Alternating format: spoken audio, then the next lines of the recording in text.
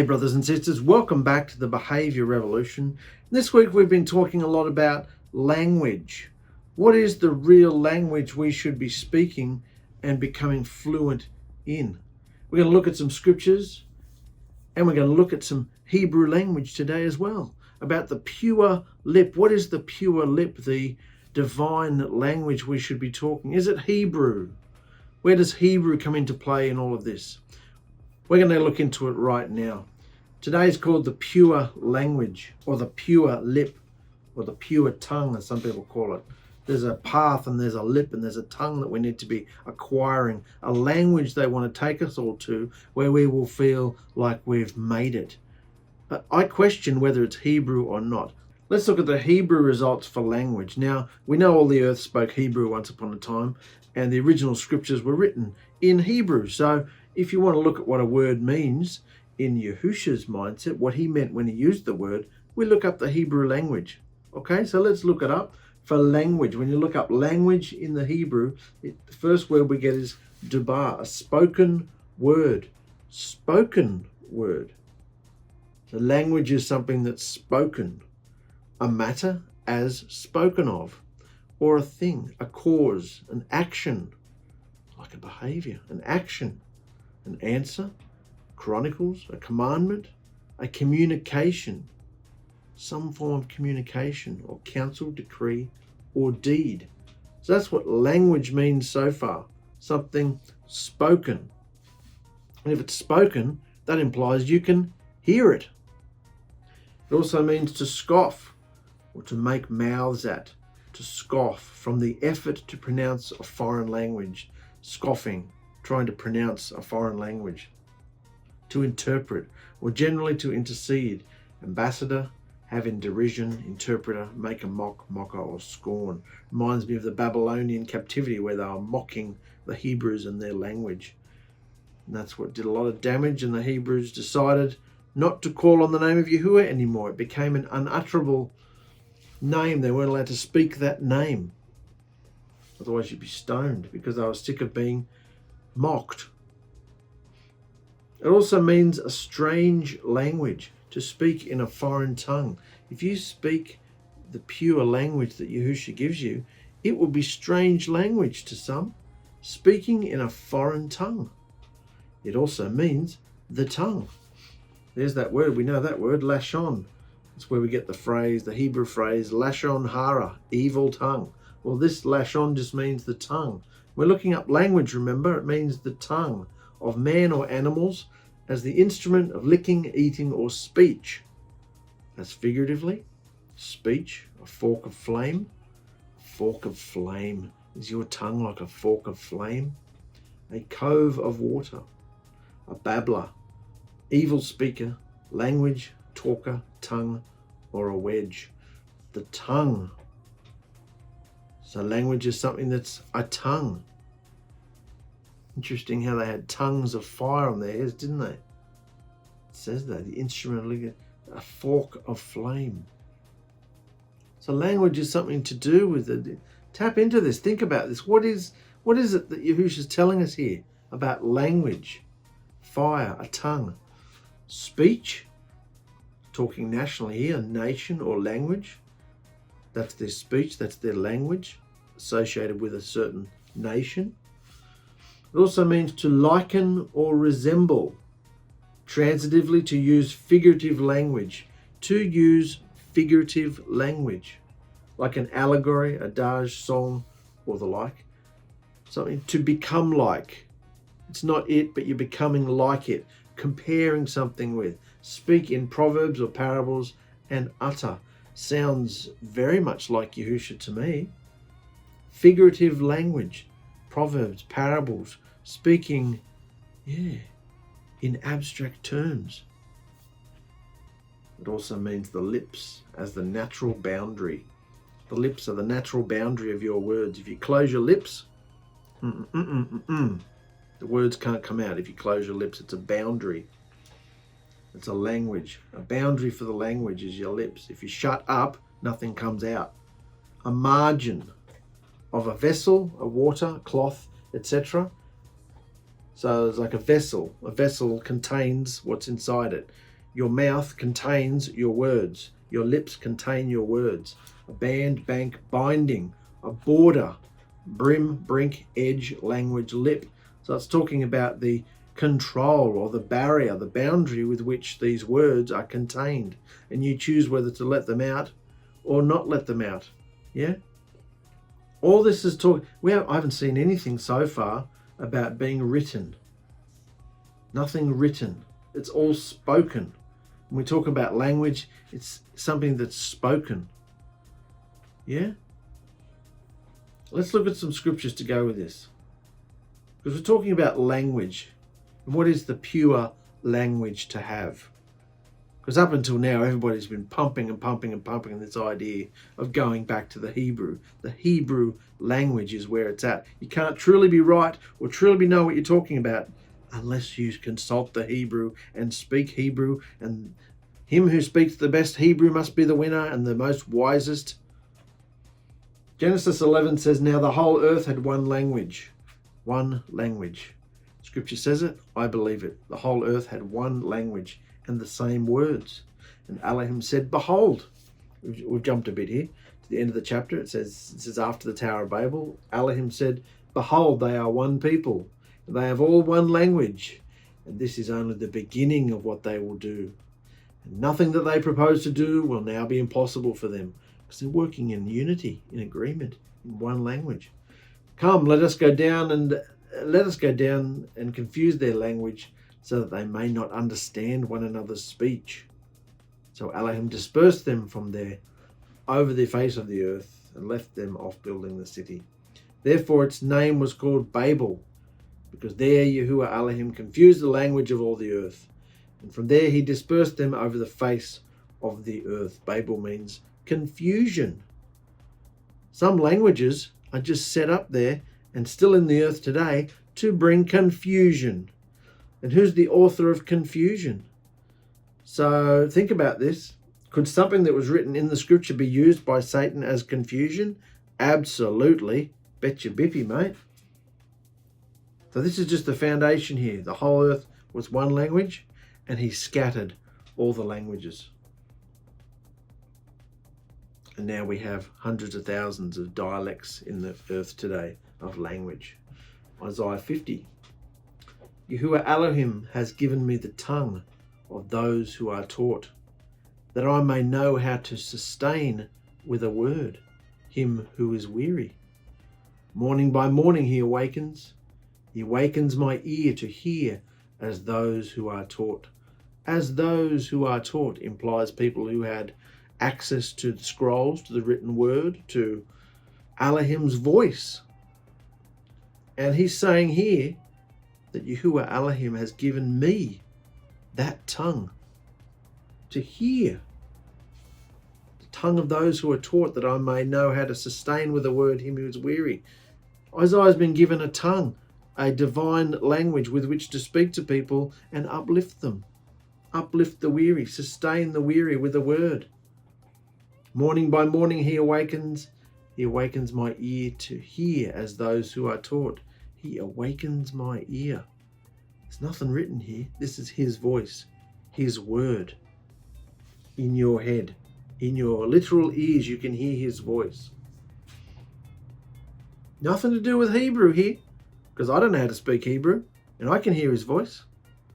Isaiah 28:11, for with a stammering lip and a strange tongue, and let's face it, you can't get any stranger today than the English language. It's a mishmash, it's a petri dish of all the languages. We'll accept anything. We'll accept any phrase, and every generation adds to it their own funky new language of speech. For with a stammering lip and a strange tongue, Elohim will speak to this people, to whom he said, this is the rest where you may cause the weary. There's that word again, weary. You may cause the weary to rest. And this is the refreshing. So much in there, because we're foreign people. We've got a strange tongue. I don't know how to speak Hebrew. But he's offered me rest. He's offered you rest. He says, here is the rest. Cause the weary to rest. And we know what the true rest is, don't we? It's not the promised land of Jerusalem, Israel. It's not the seventh-day Sabbath, because all these things are shadows for something greater, a person. And in him you find rest, you find peace, you find contentment. The absolute full understanding of what shalom is in the Hebrew, you find it in him.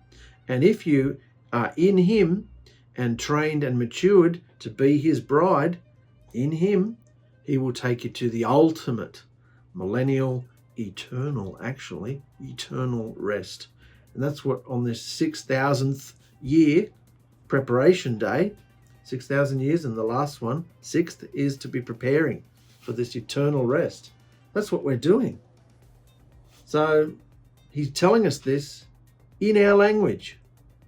If you don't understand English and you're Indian or Italian or Chinese or any language, he speaks to you in your language.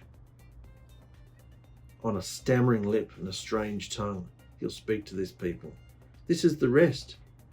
But they would not listen. How much of the world will not listen? David says, the heavens declare the esteem of Elohim, and the sky above proclaims his handiwork. There's a language for you. You don't need to speak any language to see with your eyes. There's a language. The heavens are declaring it. Another word for heavens is the sky. All the sky and everything you see when you look up, day or night, speaks of Elohim. Scientists are trying to crack it, but they can't. And that's just this dimension. That's just this universe. What about what's beyond the veil, beyond the seam of dimensions? What about what's in his Shamaim, in the heaven? Declares the esteem of Elohim, in the sky above proclaims his handiwork. Day to day he pours out speech, and night to night he reveals knowledge.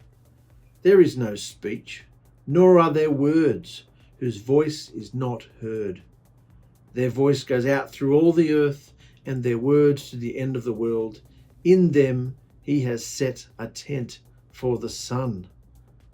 Woo! In them he has set a tent for the sun. In other words, no word goes unuttered on this earth. No word goes spoken that he does not hear, that he's not in monitoring. And if you're speaking it, you better be damn sure that it's come from him. Because we have to give an account to every single thing we've done and said. And the words of Elohim are pure words, like silver refined in a furnace on the ground, purified 7 times. What kind of baptism are we supposed to go into? Water? No. We've already been cleansed by Yahusha's blood. We don't need stupid H2O. No, we need to be refined in the furnace of fire 7 times. Does that mean you have to get baptized in spirit and fire 7 times? No. 7 is a metaphoric number. It means perfection. It means completion, fulfillment. That's what 7 means. So in other words, when he purifies you, it'll be complete when he says it's complete. And it won't stop until you give over and he's finished with you. All right? That's the kind of spirit and fire experience of cleanliness we need to have. And the purest sign of that is the words that we speak. Because death and life are in the power of the tongue. Those who love it will eat of its fruit. Those who love Yahusha and his power will start experiencing the fruit thereof. The fruits of righteousness in their behavior and in their words. Then I will purify the lips of the peoples. Isn't that what you're finding happening to you? If you're the true bride and you've gone in the door, the baptism of spirit and fire, if that's the experience you're having, then you will find that you're being purified. I will purify the lips of the peoples, that all of them may call on the name of Yahuah and serve him shoulder to shoulder. Obviously, this is a prophetic book because Yahuah's gone. Yahuah transformed. He morphed into Yahusha. So we call on the name Yahusha now. Because if we're calling on the name Yahusha, we are actually calling on the name of Yahuah, plus that very specific detail that we need, deliverance. Yahuah's name does not mean deliverance. It means all powerful, all self-existent. I am, I was, I will be. I am. I just am. We need to be delivered. So he came in flesh to be our deliverance. If you're calling on the name of Yahuah, there's no deliverance. It's there, right there in your Hebrew symbols, those of you who like your Hebrew symbology. Yeah? Call on the name of Yahusha. You are calling on the name of Yahuah, I am, the great I am, plus deliverance.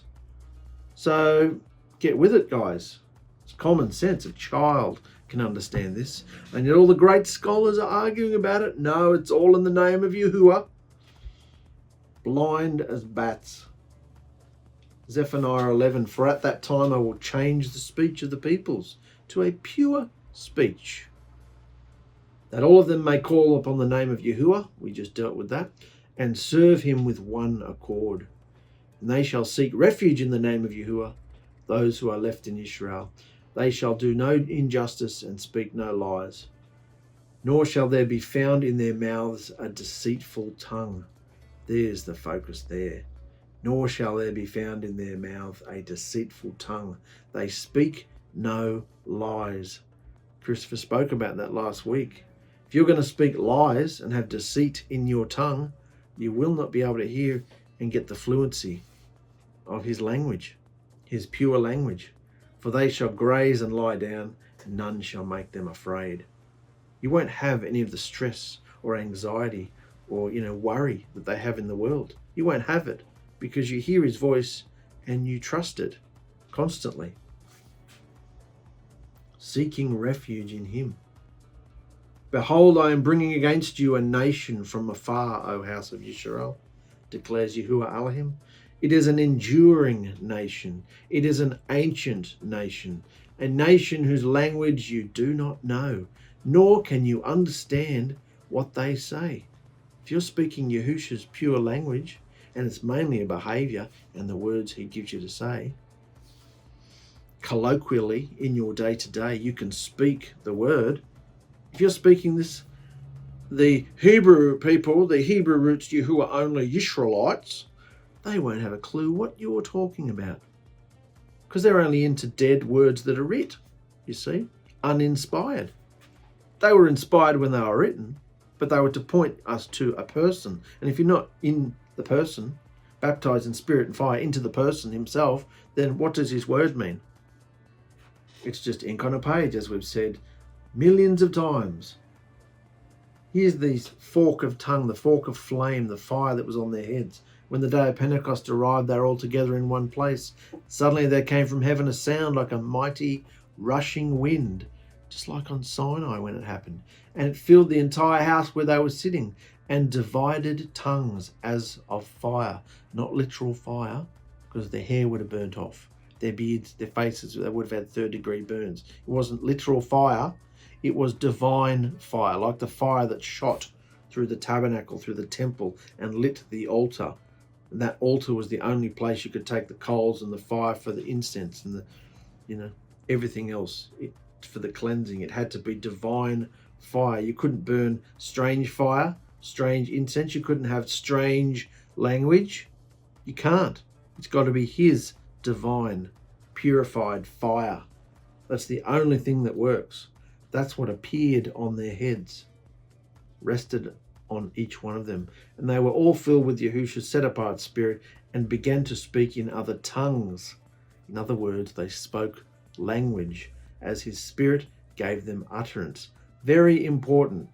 They weren't speaking gibberish like the Pentecostals talk about. They didn't not understand what they were saying, because we know at this time of the year, at the Feast of Pentecost, or what the Hebrews call Shavuot, this was the 50 days after Passover. This was where all the people were still in Jerusalem. All the people that had been scattered into the nations and there were still Jews, they would come and visit Jerusalem. And so there were lots of people, and there were a lot of foreigners as well. And so they could hear them speaking the words of Yahusha, his good news, his Besorah. He's alive. He's not dead. He's alive. You can be delivered. They heard this message in their own language as the Spirit gave them utterance. Yahusha will give you utterance to speak things, to people around you, to your husband, to your wife, to your children, to your co-workers, to clients. He will give you utterance. He will give you words. You'll hear it and he'll say, speak it. It's not uncontrollable. It's not mass hysteria and hyped up like the religious people talk about, because that's all pagan. That's religious behavior. It's fake. So this is what can happen. That tongue of fire, that language, spiritual language. And it's all in different languages, because there are all different people in Jerusalem who understood it. It wasn't anything to do with being Hebrew. I mean, the national language was Hebrew. By that stage, it was Babylonian Hebrew. Sounded similar, was written different. So the nation that he chose to work through was Hebrew. But this divine utterance, nothing to do with Hebrew. So with yourselves, if your tongue, if with your tongue you utter speech that is not intelligible, how will anyone know what is said? For you will be speaking into the air. That's the babbling brook that's going on right now in the Hebrew roots movement. Nobody knows what they're talking about. And they look like freak shows when they go out in society, and all their entrapment of words that you're not allowed to say. You can't say this and you can't say that. That's letting the names of pagan deities come off your lips. And Elohim is very offended at that. No, he's not. No, he's not. It means nothing to him. He created everything that's been created. Do you think he's offended at that? It's stupid. It's dead. It doesn't exist, actually.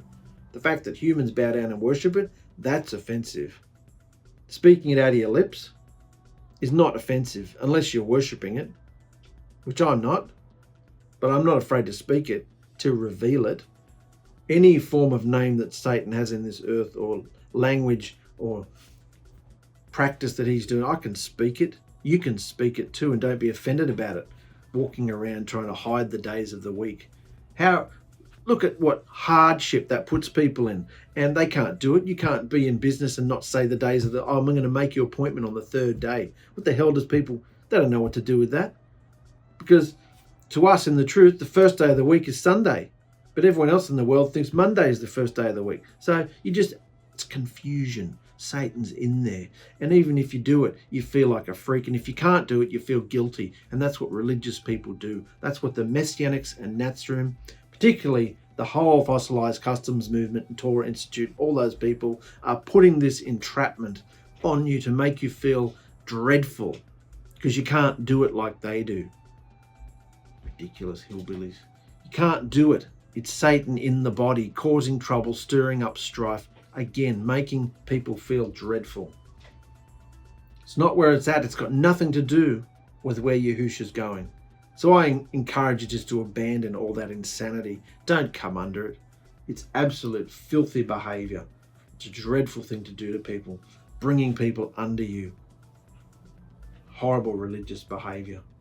Let no corrupting talk come out of your mouths, but only such as is good for building up as fits the occasion, that it may give favour to those who hear. I'm not interested in building up the preachers, teachers, pastors, rabbis.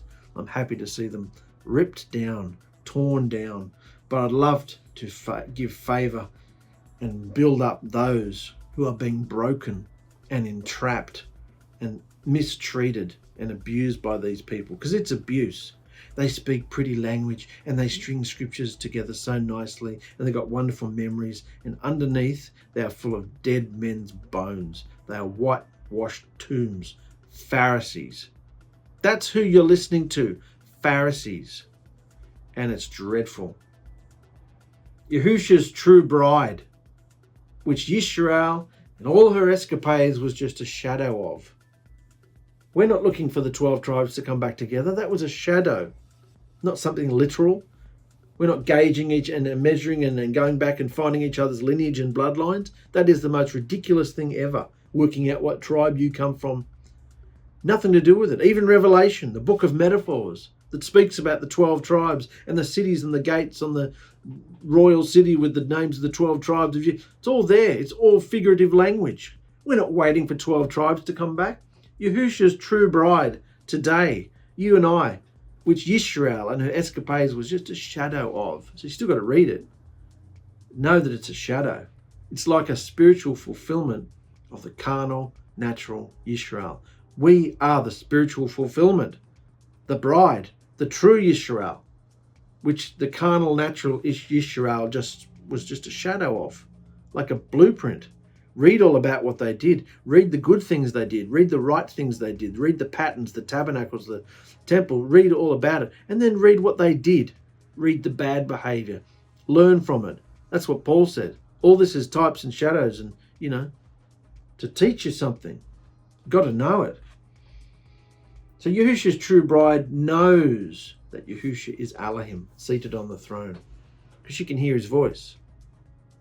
And he's told her, he's revealed to her who he is. She's been baptized in spirit and fire and speaks his pure language, hearing his voice and following every word in her life as a wilderness preparation and reasonable service. Not excellent, not above and beyond, just reasonable. This is just what you're expected to do. And how many people are even doing this?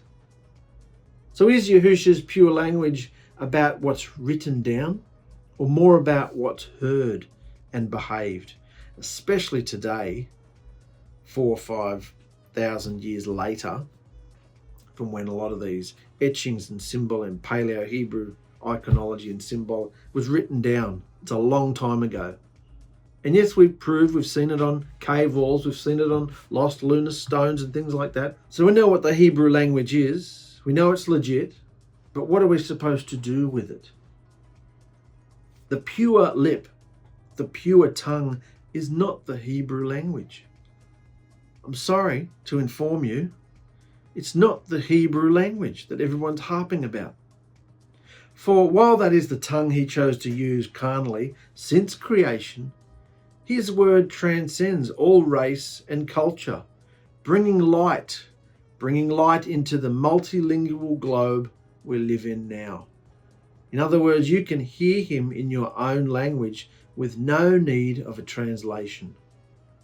You can hear him, you can hear his voice in your language, in your head, with no need of a translation. So the answers you're looking for are not found in the Hebrew language or on the ink of the page of the scriptures, no matter what translation. You won't find the answers there. Yahusha's pure lip is his divine language. A voice spoken. It's a voice within the text, a voice within the words, a voice within the ink of the page, a voice you can hear, like the prophets heard his voice. A voice on Sinai, a voice. They could hear his voice. Yahusha's pure lip is his divine language, a voice spoken and heard within, no matter what your country or culture of origin. Learning and studying Hebrew does not make you fluent in his pure language. It's helpful if you want to know what the word hate, what the word love, what the word language, like today. If you want to know what a word means, you look it up. It's easy. Because we don't speak it in our everyday life, though, do we? We don't speak the Hebrew language. We don't dress like the Hebrews, especially not from 4,000 or 5,000 years ago. We don't take on the culture or the mannerisms. No. If you want to look up a word, look up a word. And people say, oh no, that E shouldn't be there. It's not an E, it's an I. It's not a V, it's a W. It's not a this, it's not a... Who cares? How does that affect my behavior? How does that help me love Yahusha Elohim and love my neighbor? Switching an L for a Y and a D for a this, it's stupidity. It's bringing confusion. It's nothing to do with Yahusha's voice. It does not make you fluent. The Hebrew language does not make you fluent in his pure language. But knowing Yahusha Elohim through his baptism of spirit and fire and loving his words and royal laws of love is what matures the true bride into the fruits of righteousness. Got it? Carnal religion, the Jews, the Christians, the Messianics, the Nazrim, they use scripture translations to cause division and ascend in their self-righteousness. Do you know how many questions I've had? What scripture translation do you use? And I tell them, we mainly use the BYNV because we've just got it lying around and they're expensive enough and we can't be bothered buying new ones because you don't need, if I had a King James sitting around, I would use that because the word itself, I know what it means. I know which words are pagan and which ones aren't, so it doesn't matter. None of the translations are right. No translation or transliteration is 100% accurate, but are all total replacements for hearing the pure spiritual tongue or voice of Yahusha Elohim, which is possible no matter what strange version of Scripture may be in front of us. You can hear his voice no matter what version you have. If you've just come, and let me make it easy for you, if you just come into the door of Yahusha and you know that he's Elohim and you're experiencing him and you want to read his word, go onto Google and get any version you can.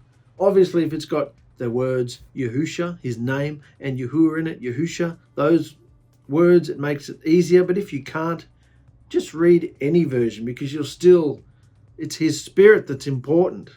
You get it? All this argument going on in the body about translations. I use this translation. I use that translation. You know, I'm a follower of such and such. I'm a follower of such and such. I'm this, I'm that. It's all division. The ink is not important, because the spirit that wrote it sparks investigation and brings about the study and behavioral application required. If you're reading a translation that has errors in it and you don't know, he'll tell you. That's a bit strange there. You better look that up and find out. He'll tell you what to do. The spirit that wrote the book will spark investigation and bring about study and behavioral application required. It is Yahusha's work within an individual through his spirit and fire that transitions us. And no glory or esteem goes to any translation. It's not the translation that brings about your change.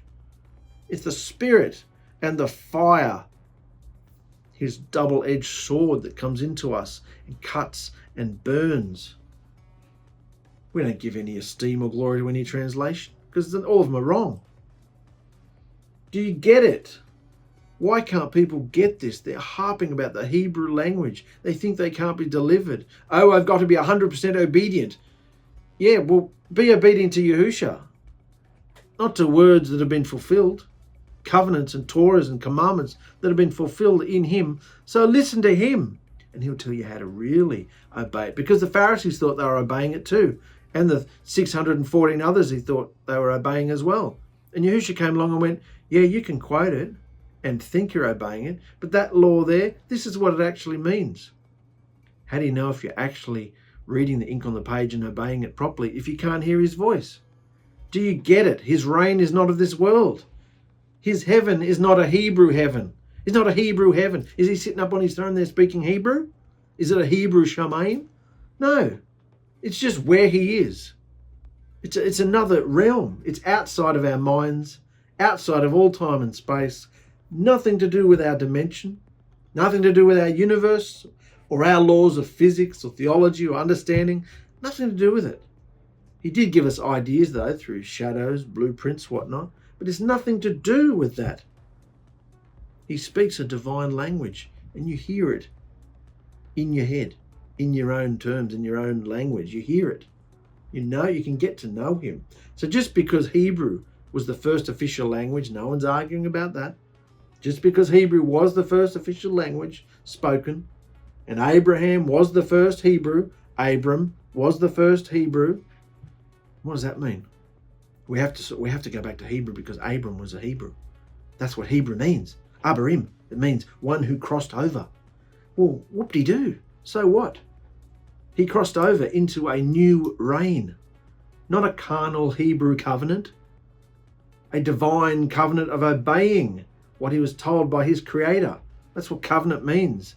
No matter who he lifted up a covenant with, it was obey me and live, disobey me and die. Be blessed or be cursed. Be in the promised land or be kicked out of the promised land. Be protected or don't be protected. So Abraham crossed over. And because he crossed over from something old into something new, something dead to something alive, and crossed over means Hebrew. And so we have to all be called Hebrews. We have to all go back to the Hebrew and speak Hebrew. Have a Hebrew mindset and all this rubbish people go on with. That's just the nation he chose to form. He could have formed a nation and made them all Chinese. Does that mean we all have to speak Chinese and follow Chinese custom? No. It's just who he chose to work with at the time.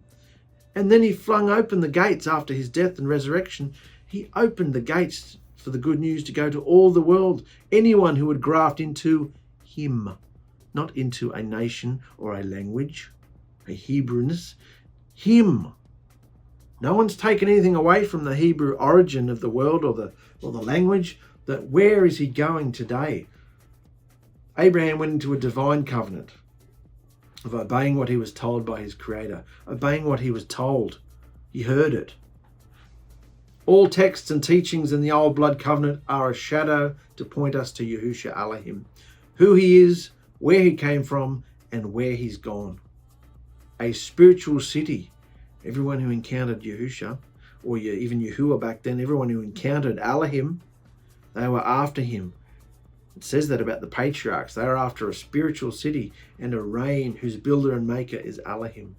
Not a carnal Hebrew mindset, and certainly not a Greco-Roman one.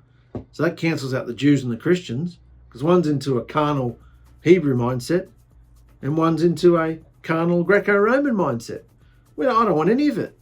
Nothing in this world is what Yahusha's into. It's a spiritual language. Yeah? You don't have to become like a Hebrew. Why won't people see the simplicity of this? Yahusha's hidden everything in parabolic language for those who will hear him and seek him with all of their heart and being. Got to have his true spirit.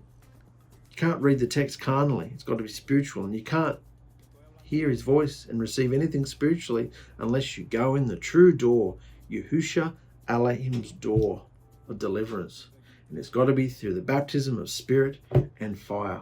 The Hebrew language is not the be-all and end-all. It is part of a dead system that Yahusha abandoned in favor of those who will worship and serve and behave him in real time. Within the boundaries, remember the boundaries, the lips?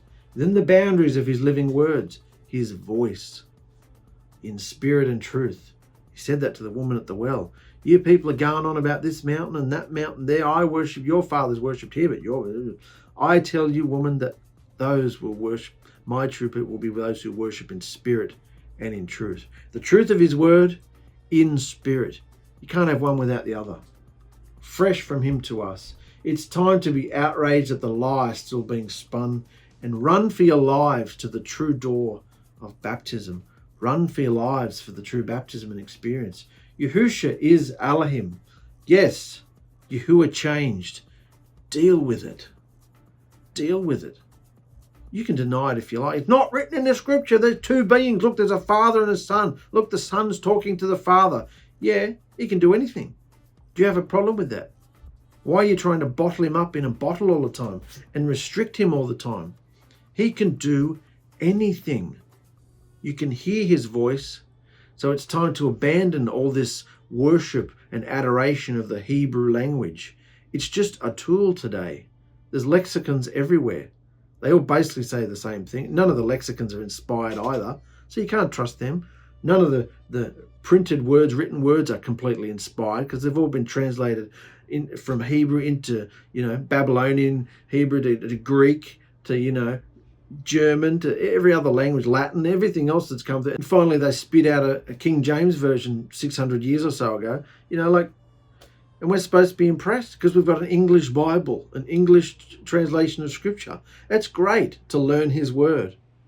I love his word. I study his word. I adore his word. But I know that none of it is truly inspired.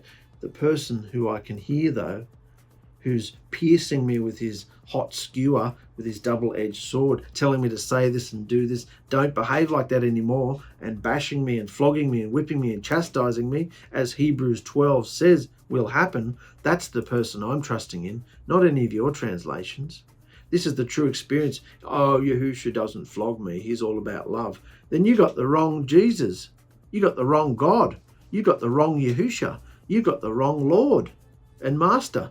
You're not following the right Elohim, because the one I know is a harsh taskmaster until you do what he says you to do. And that's how he was with all his prophets too. He was harsh. He demands obedience. He has every right to be harsh. He created everything in this earth. He created everything and everyone, and everybody is denying him. He is harsh. It's tough love. That's what his love is about. and speaking this truth like I'm speaking it to you today. And if you feel like it's harsh, good. You need to be told. The Hebrew language is an entrapment. And those preachers, teachers, pastors, rabbis who are trying to entangle you in their web of lies, using the Hebrew language and lifting themselves up because you can't speak it like they can. You can't remember it like they can. Tell them to get stuffed. They're wicked carpetbaggers and liars. You do not need the Hebrew language in you. You need Yahusha's fluent language in you. The Hebrew language is not the pure lip. It is not the pure speech or the right language or tongue. His two royal laws of loving him and your neighbor in your behavior is the true language, is the true loving behavior that we need to have. We'll see you again next time.